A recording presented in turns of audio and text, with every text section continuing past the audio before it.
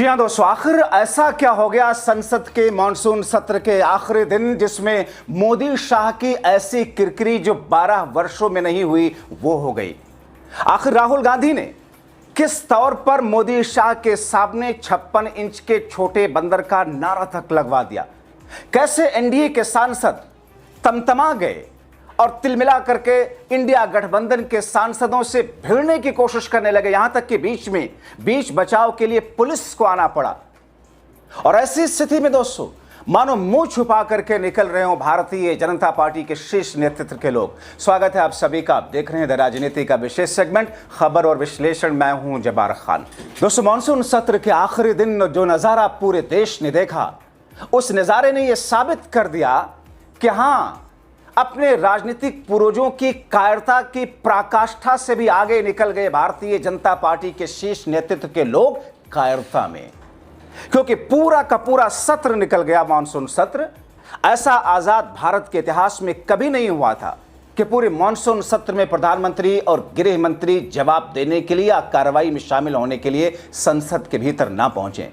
मगर सावरकर की कायरता, श्याम प्रसाद मुखर्जी की कायरता, हेडगेवार गोलवलकर की कायरता से भी आगे निकल करके भारतीय जनता पार्टी के शीर्ष नेतृत्व ने कायरता दिखाई।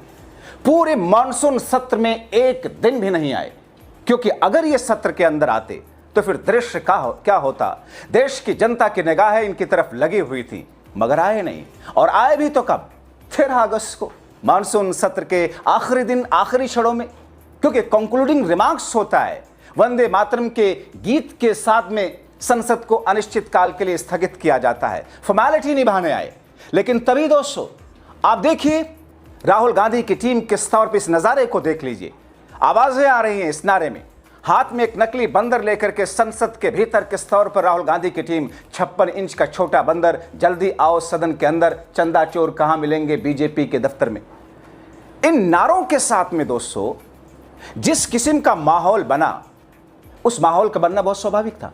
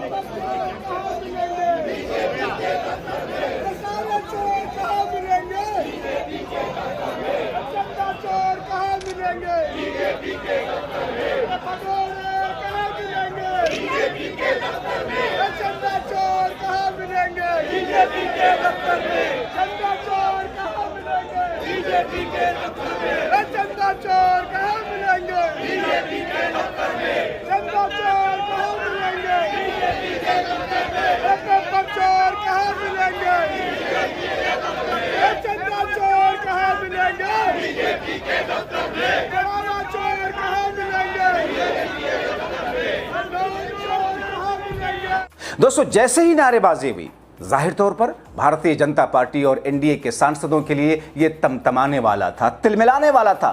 क्योंकि मोदी और शाह को लेकर के दोस्तों ये नारे पता है, आपने सोशल मीडिया पर देखे होंगे कि जंतर मंतर पर लग रहे थे। वो हमारे जिंजी, हमारे निर्दोष बच्चे जिन पर मोदी और शाह की पुलिस ने कील लगी लाठियां चलवाई, हमारे वो निर्दोष बच्चे, छात्र छात्राएं, जिन महिलाओं और छात्राओं के प्राइवेट पार्ट पर मोदी और शाह की पुलिस ने डंडों से क्या कुछ नहीं कराया, हमारे वो निर्दोष बच्चे जिन पर पायलट गन के छर्रे चलवाए गए। और अब जो रिपोर्ट आई आरटीआई की, उसमें 10 लोग इसके शिकार हुए।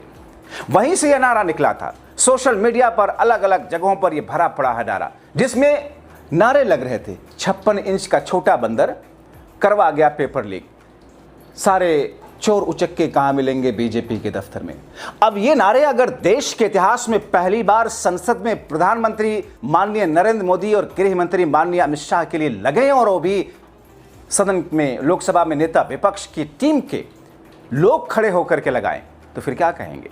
नारेबाजी हुई, दोनों तरफ के सांसदों में भयंकर भिड़ंत हुई और दोनों ही पक्षों के सांसद प्रदर्शन करते हुए आमने सामने आ गए।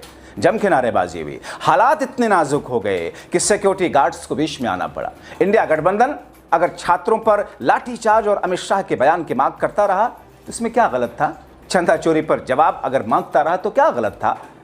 पूरे देश के अंदर दोस्तों जन जन ने देखा किस तौर पर बीते 1.5 महीनों में, आप भूल जाइए कि पश्चिम बंगाल के अंदर कैसे चुनाव जीता गया, आप भूल जाइए कि विपक्षी पार्टियों को कैसे तोड़ा गया, उनके सांसदों को कैसे तोड़ा गया, मगर देश के जेनजी के साथ में जो कुछ कुकर्म कराया इस सरकार ने, और इसके जवाब में जब जवाब देना नहीं बना तो फिर झारखंड में उस छात्रों के आंदोलन को हाईजैक करा करके इस गुट ने किस तौर पर उसे ढाल बना करके संसद में विपक्ष को घेरने की नाकाम कोशिश की। दोस्तों ऐसी स्थिति में आपने देखा उत्तराखंड के अंदर रामलीला मैदान, जहां पर कांग्रेस पार्टी का कार्यक्रम हुआ और ये नफरती चिंटू भारतीय जनता पार्टी और संघ के उस रामलीला मैदान का शुद्धिकरण करा रहे थे। गजब स्थिति है दोस्तों। चूंकि उसमें अमित शाह को लेकर, उनकी पूरी टीम को लेकर के मल्लिकार्जुन खड़गे ने कहा कि चूंकि उसमें दलित भाइयों ने बढ़ चढ़ करके हिस्सा लिया था, इनको दलितों से इतनी नफरत है कि ये वही दौर लाना चाहते हैं कि जब दलितों के गले में झाड़ू लटकवाया जाता था। अगर वो उपनिषद या वेदों को सुन ले तो उनके कान में सीसा पिघला करके डलवाने की बात कही जाती थी। कांग्रेस सांसद के.सी. वेणुगोपाल ने अमित शाह पर निशाना साधते हुए कहा, लोकसभा स्पीकर को प्रेम पत्र लिखते हैं। क्यों लिखा भैया? सदन में आकर सदस्यों को अपनी बात क्यों बता पाने की हिम्मत नहीं जुटा पाई? वो इन सब चीजों से डर क्यों रहे? और अब तो संसद का ये सत्र खत्म हो गया। गृह मंत्री को सदन में आकर के कहना चाहिए था, मैं चर्चा करना चाहता हूं। संसद के बाहर से आप अपने दरबारी पत्रकारों के बीच में कुछ भी आप कह करके निकल जाते हैं हंसते मुस्कुराते हुए, लेकिन जवाब देना बन नहीं पाया। इसके बजाय पूरी तरह छिपे रहे। दोस्तों प्रियंका गांधी ने एनडीए सांसदों के प्रदर्शन पर कहा कि पहली बार ऐसा देखने को मिला कि टीएमसी जब विपक्ष के खिलाफ में सत्ता पक्ष नाक रगड़ रहा हो। महुआ मोइत्रा 12 वर्षों में सत्ता में बैठी सरकार लापता हो जाती है, और इसी संसद के भीतर यही प्रधानमंत्री माननीय नरेंद्र दामोदर दास मोदी ना क्या कह रहे थे, अरे एक अकेला सब पर भारी। इतना अहंकार तो रावण कभी नहीं चला।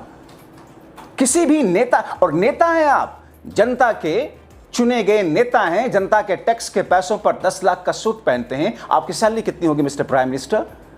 और आपके खर्चे कितने हैं पर्सनल वाले, जिसमें आप 10-10 लाख के सूट पहनते हैं? पूरे महीने के आपके कपड़ों, जूतों, चश्मों का ही, अगर बनियान कच्छे का ही अगर हिसाब लगा लिया जाए तो आपकी सैलरी से ज्यादा बनता है, जो आप बार बार कपड़े पहनते हैं। आप भूल जाइए आप 8,000 करोड़ के प्लेन में चलते हैं। आप भूल जाइए आप महंगी से महंगी गाड़ियों में चलते हैं, और आप रोना रोते हैं कि मेरी माँ ने बचपन में बर्तन मांझ के दूसरों के घरों में हमें पाला पोसा। जो अपने गरीबी और अपनी माँ की गुर्बत और परेशानी को याद करता है, वो जनता के पैसों पर अय्याशी नहीं काटता है।